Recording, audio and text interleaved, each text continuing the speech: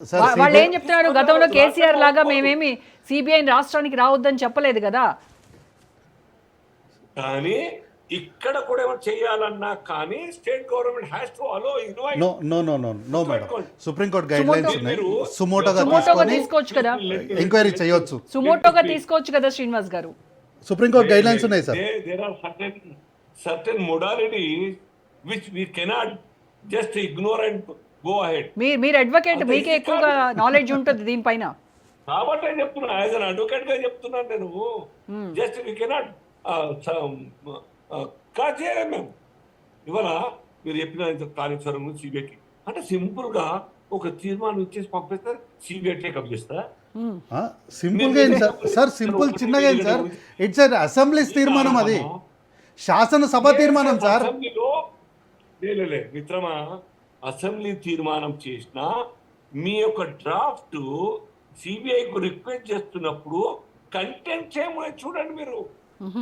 ఇప్పుడు సార్ ఎంత మొత్తం కుంభకోణం ఉన్నదా సార్, నాకు తెలియక మిమ్మల్ని ఒక విషయం అడుగుతా. సిబిఐ ఎంక్వైరీ ఆగడానికి కారణం ఏంటి sir? let me speak. This is my turn. No sir, it's a question for me. Question నాకు తెలియక అడుగుతున్నా. నేను తెలుసుకోవాలని. మనమంతా చదువుకున్నాం. లేదు సార్, నో పనిచేసే సొంత పార్టీలో కూడా పొరపాటు ఉంటే మా మీద ముందర ఒప్పుకోవాల్సిన అవసరం లేదు. You can talk. శ్రీనివాస్ గారు, కార్తీక్ అడిగేది ఏంటంటే, కార్తీక్ గారు ఏమడుగుతున్నారంటే సిబిఐ ఎంక్వైరీ ఎక్కడ ఆగింది, ఆగడానికి కారణం ఏంటి ఏంటి అంటే తెలియకనే అడుగుతున్నా మిమ్మల్ని. నేను ఏమంటలేదు కదా, నా జవాబు ఒప్పుకోరుగా. Just write a letter to under RTI act. Sir హైకోర్టులో స్టే ఉంది, ఆ స్టేని వికెట్ చేపిస్తే అయిపోయా, దానికి ఆర్టీఐ దాకా ఎందుకు సార్? కాదు మిత్రమా, రైట్.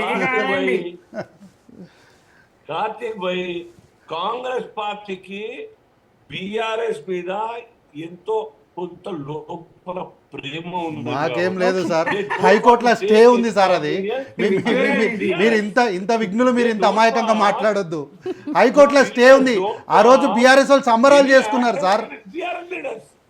ఆర్ఆర్ ట్యాక్స్ వసూలు చేస్తుందన్న మోదీ గారు, ఆర్ఆర్ ట్యాక్స్ వసూలు చేస్తున్నది రాష్ట్ర ప్రభుత్వం అన్న మోదీ గారు ఏమన్నా చర్యలు తీసుకున్నారా?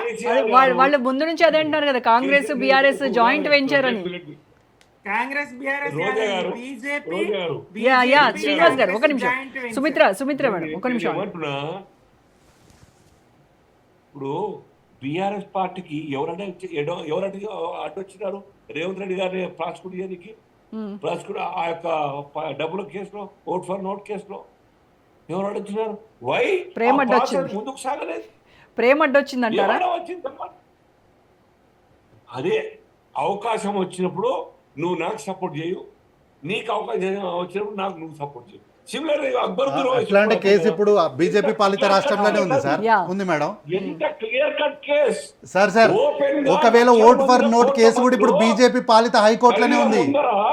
బెదిరించినా, దేశాన్ని చీరుస్తా అని చెప్పినా గవర్నమెంట్ ముందుకు రాలేదు ప్రాసిక్యూట్ చేయడానికి. ఇవన్నీ కూడా దేశాన్ని దించటోళ్ళు సార్, దేశాన్ని దించటోళ్ళు. అది పక్కన కారుంటారు కాదు. ఇప్పుడు ఇక్కడ ఏమడ్డం వచ్చింది చెప్పండి. ఒక స్ట్రోక్ తోని ఉదాహరణకు ఒక బ్యాంకులో ఒక 10,000 రూపాయలు 1,000 రూపాయలు ఉన్నట్టు నా అకౌంట్ లో ఓవర్ రేటు 100 కోట్లు జమ అయినాయంటే ఆ బ్యాంక్ ఆఫీసర్లు దానికి ఎంక్వైరీ చేస్తారా? ఇమ్మీడియట్ పొరపాటు వచ్చింది, ఇమ్మీడియట్ రివర్ట్ బ్యాక్ చేస్తారు కదా. ఇది కూడా అంతే కదా. కళ్ళ ముందర ప్రైవేట్ ప్రాపర్టీ కనబడతా ఉన్నాయి. Which are private and which are ఇనాం భూములు, సర్కారు భూములు, లేదంటే ఎండోమెంట్ భూములు, అన్నీ కూడా కనబడతాం. లిస్టే ఉన్నది మీ దగ్గర, బుక్ ఉన్నది, పాత పిఓపి ఉన్నది మీ దగ్గర. దాన్ని చూసి చేరాదా? ఏ బటన్ తోనైతే మీరు దాంట్లో ఇంక్లూడ్ చేస్తారో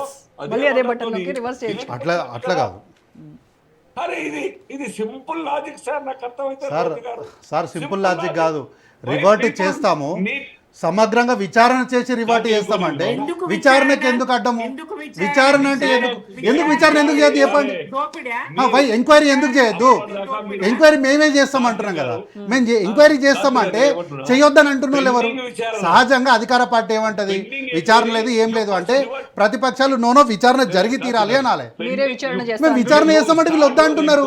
దిట్ is quite surprising. Why enquiry చేస్తామంటే ఎందుకు వద్దా అంటున్నారు?